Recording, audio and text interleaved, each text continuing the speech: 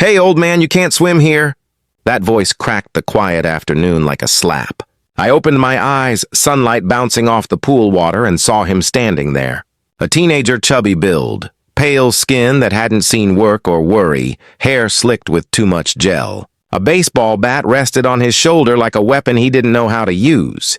He had that posture you only get when you've never been told no. Designer sneakers, a gold chain, and a grin that said the world owed him something. "This pool's part of the community center," he barked. "My mom's the HOA president." "You're trespassing."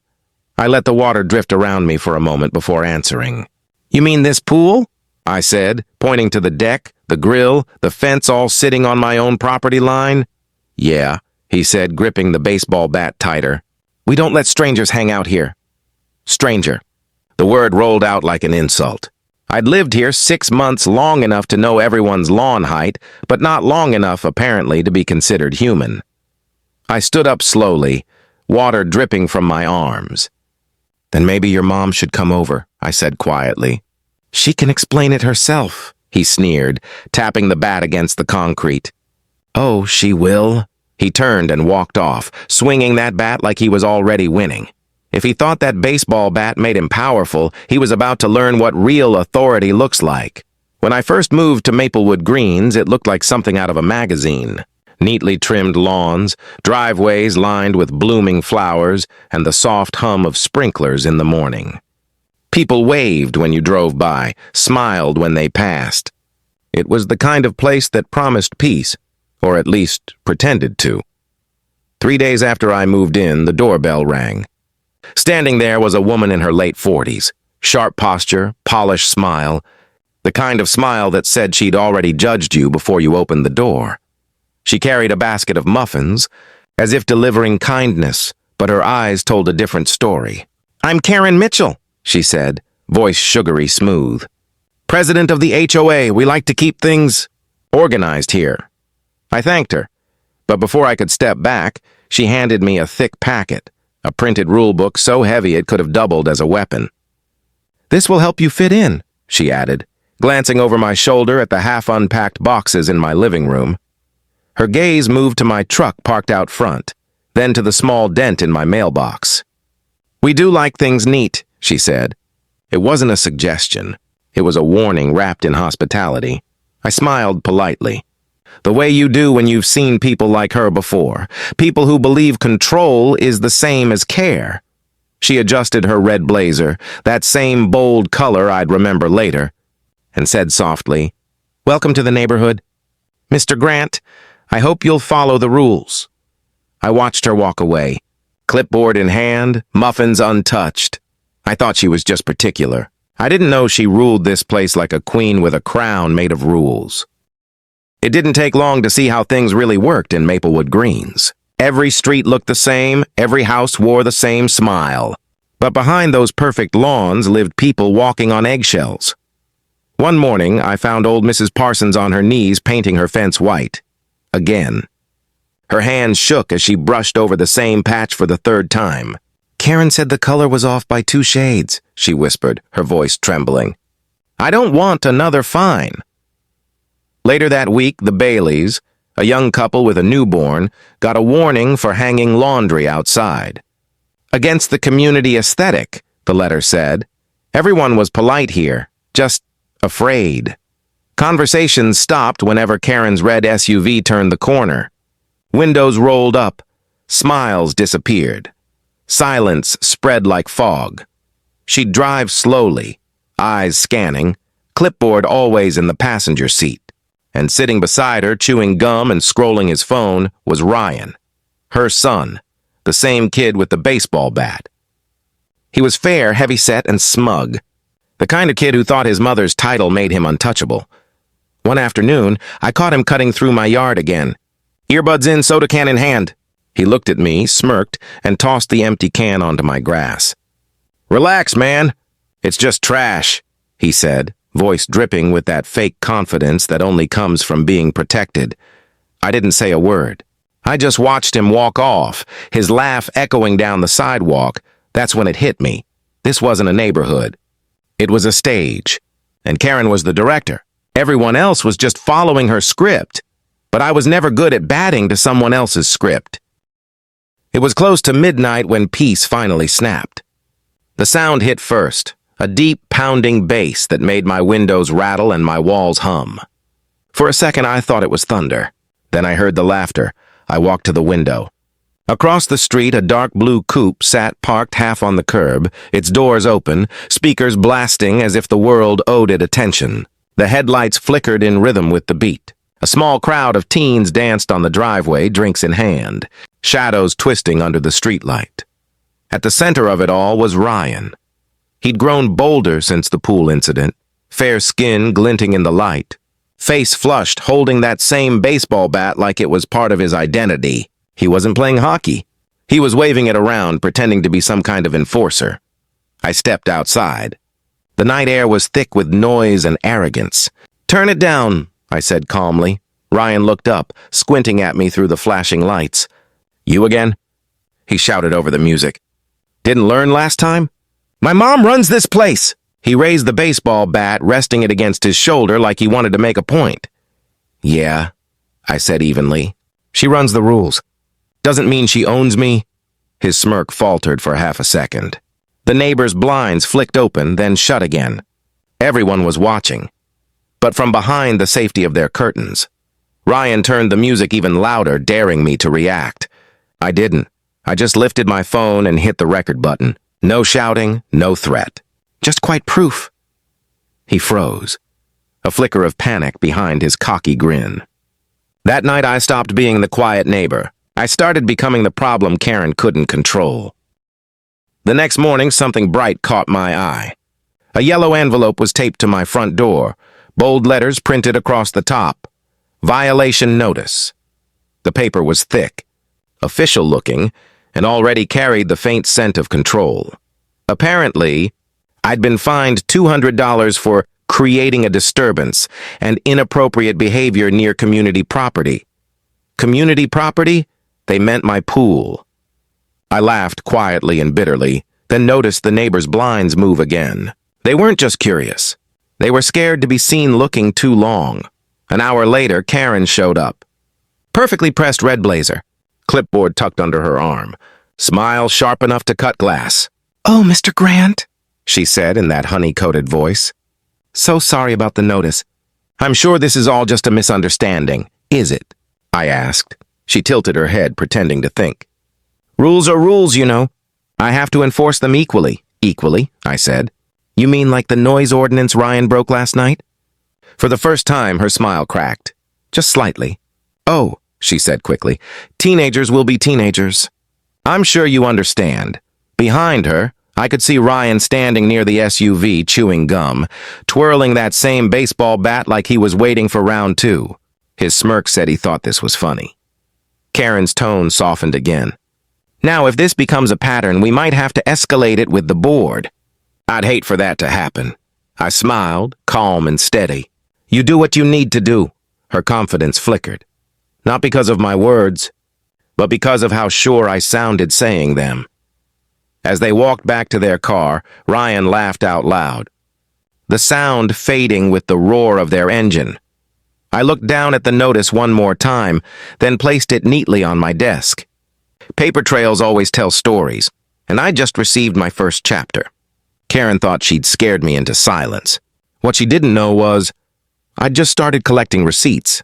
It happened 2 days later. I was skimming leaves from the pool when I heard the gate creak open, metal scraping against concrete. I didn't need to look. I already knew that sound. "Back here again, huh?" Ryan's voice echoed across the water. He was grinning, that same lazy smirk stretched across his face. Only this time he wasn't alone. 2 of his buddies trailed behind him, both carrying cans of soda and that stupid teenage confidence that comes from standing next to trouble. Ryan still had that baseball bat in his hand. He wasn't holding it like a toy anymore. He rested it against his shoulder, tapping the end on the concrete with every step. "Didn't I tell you this pool's not yours?" He said. I didn't answer. I just leaned on the net pole, calm as stone. "You're trespassing," he laughed. "You really don't get how this works, do you? My mom runs this entire neighborhood. You're just renting space here." "I own this house," I said quietly. He took another step closer, the grin fading just enough to show his real face. Spoiled arrogance turning into frustration. Then maybe it's time you sell.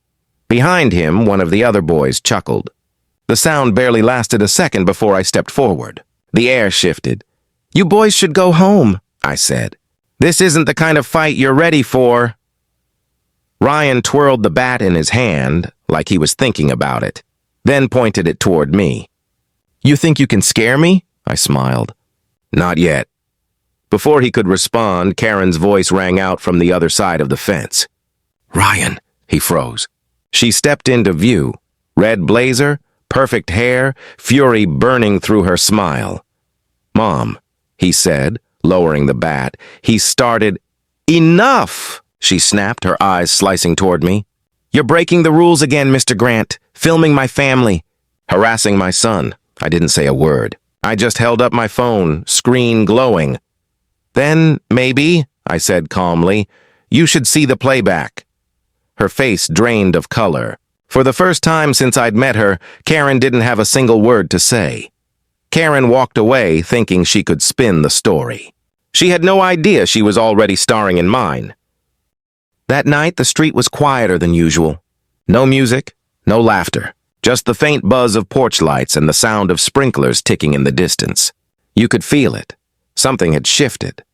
The next morning, I found a note slipped under my door. No name, just 3 words, written in shaky handwriting. You're not alone. Later that day, I saw Mrs. Parsons, the sweet old lady who used to tend her garden, standing by her fence, eyes darting toward Karen's house before whispering, Be careful. She doesn't like people who talk back. I asked what she meant. She hesitated, glancing around. Then she told me everything. The threats, the fines, the humiliation, how Karen once made a family repaint their entire home because the shade of blue didn't fit the community's mood. One by one, the stories came out. Mr. Lee, the retired teacher, had been fined for trimming a tree too early in the season. The Baileys had been charged for parking too close to the sidewalk. And anyone who dared complain suddenly found themselves with citations, warnings, or anonymous complaints about their yard. Everyone was afraid. Afraid of the letters, the meetings, the power she held with her clipboard and fake smile. But fear has a strange way of breaking once it finds someone willing to stand up. As I listened, something in me hardened. This wasn't about a pool anymore. It wasn't about one spoiled kid waving a baseball bat around like he owned the world. This was about control. About people living like prisoners behind perfect lawns. I looked at the note again. You're not alone. That night I stopped being just another neighbor. I became the one thing Karen couldn't manage. Resistance. The meeting took place on a Thursday evening inside the Maplewood Community Hall, a beige room that smelled faintly of coffee and control. Rows of folding chairs faced a long table where Karen and her board sat like judges. Her red blazer glowed under the fluorescent lights. She smiled when she saw me walk in, but it was the kind of smile that hides sharp edges. Mr. Grant, she said smoothly, glad you could make it. We have quite a few concerns to address tonight. The neighbors turned, whispering. Some looked nervous, others just tired. Everyone knew this was her stage. I took a seat near the back, quiet, composed. My folder rested on my lap, thick with everything she'd done. Karen began reading. Multiple violations. Disrespect toward HOA members. Inappropriate surveillance of minors. Her voice carried across the room like a sermon. Ryan sat near the front, legs sprawled, spinning that same baseball bat on the floor. The smug grin hadn't changed. Do you have anything to say in your defense? Karen asked, her tone heavy with satisfaction. I stood. Just a few things. The room went still. I walked to the table and placed my folder in front of her. Before we talk about my violations, maybe you should explain these. I opened the file, photos, screenshots, and video stills. Ryan trespassing. Karen's SUV is blocking driveways. False citations with her signature. And a bank statement showing HOA funds going to places they shouldn't. The whispering in the room grew louder. Karen's face lost color. Her fingers tightened on the clipboard. I think, I said quietly, The community deserves to see how leadership actually works here. Ryan jumped up, his chair screeching against the floor. "You can't show that!" he shouted, face flushed red. Karen tried to regain control. "That's enough." But she didn't get to finish. Someone from the back stood up. Then another. People who'd been silent for months were suddenly speaking. "Yeah, what about the fines you made us pay? You made me repaint my house for no reason." The voices rose. Karen's kingdom was cracking right in front of her. I didn't raise my voice. I didn't have to. The truth was loud enough. When she asked if I had anything else to add, I almost smiled, because that was the moment she handed me the perfect cue for the reveal. The room had gone silent. Karen's voice, once so confident, trembled now as she tried to regain order. This is harassment," she stammered. "You can't just bring personal documents into an HOA meeting." I looked at her, calm as a lake. "Personal?" I asked. "These are public records, Karen. You filed them yourself." Ryan slammed his baseball bat against the floor. "You think you can embarrass my mom?" The sound echoed like a gunshot. A few neighbors gasped. Mrs. Parsons whispered a prayer under her breath. Karen straightened up again, forcing a smile. "Let's not make this worse, Mr. Grant. You're already in enough trouble." I took a slow breath and reached into my pocket. "You're right," I said. "Let's not make it worse." Then I placed my badge on the table. The golden sheriff's star caught the light, gleaming sharply against the papers. The room froze. For a moment, even the hum of the ceiling fan seemed to stop. Ryan blinked, confusion giving way to disbelief. You're a cop?" I met his eyes. "Not just a cop. County sheriff." The words dropped heavily. You could feel them hit. Karen's face went white. Her lips parted, but no sound came out. "I've been patient," I said, voice low but steady. "I've watched you abuse this neighborhood, threaten people, misuse of HOA funds. But tonight I'm not here as your neighbor." I pointed to the badge. "I'm here as the law," murmurs rippled through the crowd. Someone clapped once quietly. Then another joined. The sound grew, hesitant at first, then certain. Karen turned to Ryan, her voice breaking. "Ryan, let's go." But Ryan didn't move. His grip tightened on the baseball bat, knuckles pale. "You're lying," he said through his teeth. "You think you can scare us?" I looked at him steady. "No, son. I think you've already scared yourself." The truth was finally out. But the night wasn't over. Because the next move wasn't Karen's, it was Ryan's, and it was about to get ugly. For a few seconds, nobody moved. Karen's face was pale, frozen halfway between fury and fear. Ryan stood in front of her, baseball bat trembling in his hands. The crowd's whispers filled the silence. Low, nervous, waiting for something to break. Then it did. Ryan shouted, "You think you can humiliate my mom?" and swung the baseball bat across the table. It hit the stack of papers, scattering them into the air like a storm of evidence. People screamed. Chairs scraped against the floor. I didn't flinch. Years of training kept me still. "Put the bat down," I said firmly. He hesitated, his chest heaving, face flushed. "You can't tell me what to do." "Yes," I said, stepping forward. Voice calm and sharp, "I can." For a moment, we just stared at each other. The spoiled son of a woman who thought she was untouchable, and a man who'd spent his life standing between arrogance and consequence. When he swung again, I moved faster. The bat never hit me. It clattered against the floor, spinning once before stopping near his feet. Two deputies who'd been waiting outside the hall stepped in. Their badges flashed in the light. "Ryan Mitchell," I said evenly, "you're under arrest for assault and destruction of evidence." Karen gasped, stepping forward. "He's just a boy." "He's 17, I replied. "Old enough to know the difference between right and wrong." The deputies cuffed him gently, but firmly. The room fell into stunned silence, broken only by the sound of Karen's heels clicking as she backed away. For the first time since I'd moved into Maplewood Greens, the neighbors weren't afraid. They were watching justice unfold, real justice, not the kind Karen had built with paper and threats. As Ryan was led outside, I looked around the hall. Dozens of eyes met mine, relief, disbelief, and something I hadn't seen here before. Hope. I cleared my throat and said quietly, almost to myself, but loud enough for the camera's recording, "If you've been watching this far, maybe you know how this feels, standing up to power and finally seeing it fall. If you like stories like this, make sure to like, subscribe, and share. Trust me, we're just getting started." Because what happened after that night wasn't the end of the story. It was the beginning of something much bigger. The days that followed felt unreal. For the first time since I'd moved to Maplewood Greens, the air felt lighter. Like someone had finally opened a window in a room that had been locked for too long. Ryan was charged with assault and released on probation. The judge ordered community service. 100 hours of yard work and maintenance right here in the same neighborhood he used to mock. Karen faced a deeper investigation. The county audit uncovered financial discrepancies, HOA funds rerouted through personal accounts, falsified maintenance invoices, and unauthorized penalties. When the news broke, neighbors gathered outside the community hall. No one cheered. No one gloated. They just stood there, quiet, stunned, free. Karen resigned 3 days later.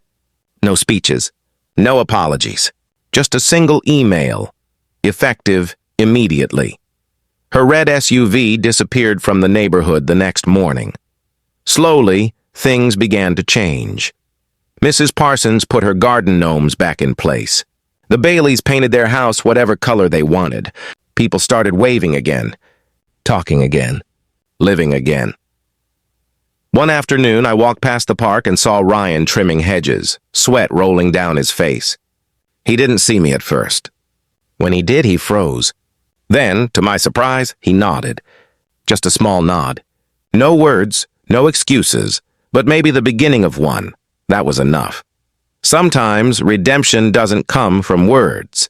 It comes from work, from realizing that power means nothing if it doesn't serve people. As I watched him, I said softly, "We all mess up, kid. The trick is not to stay broken." I turned toward the camera I'd set up that day, a half smile crossing my face. "If you've been following this story," I said, "you know, standing up for what's right isn't easy, but it's always worth it. Hit that like button. Share it with someone who needs courage today, and subscribe for the next chapter, because real stories like this deserve to be heard." I thought the story was over. Until the day someone unexpected showed up at my pool again. A few weeks passed. The neighborhood found its rhythm again, lawnmowers humming, kids riding bikes, laughter echoing where silence used to live. It almost felt normal. Then one late afternoon, I heard the creak of my front gate. I looked up from the porch and saw Ryan standing there, hands in his pockets, head lowered. No baseball bat, no swagger. Just a kid, tired, sunburned, and finally human. He stepped closer, eyes shifting toward the pool. "I fixed the fence on Maple Drive," he said quietly. "Thought I should come by and apologize." I didn't interrupt. I let him speak. "I was stupid," he continued. "Thought my mom's power made me untouchable." Guess I learned. For a second, neither of us said anything. The sound of sprinklers filled the space between us. Then I nodded. "Learning's a good start," I said. He smiled small, unsure, and walked away. As he disappeared around the corner, I looked out over the street. The lawns weren't perfect anymore. Some fences didn't match. But the people did real, unpolished, alive. And in the end, that's what mattered. This wasn't just about an HOA. It was about people who'd been afraid of finding their voice again. About a kid who learned that control isn't strength and that respect can't be inherited. I turned to the camera one last time, the sunlight hitting just right. "Sometimes," I said, "justice doesn't roar. It just whispers enough." I smiled faintly. If this story hit you somewhere deep, if it made you think, or maybe gave you hope, go ahead and like, share, and subscribe. Because we've got more stories to tell. And trust me, each one's got a little truth hiding in it. Because in every neighborhood, there's always one person who thinks they run it until the day they find out who really does.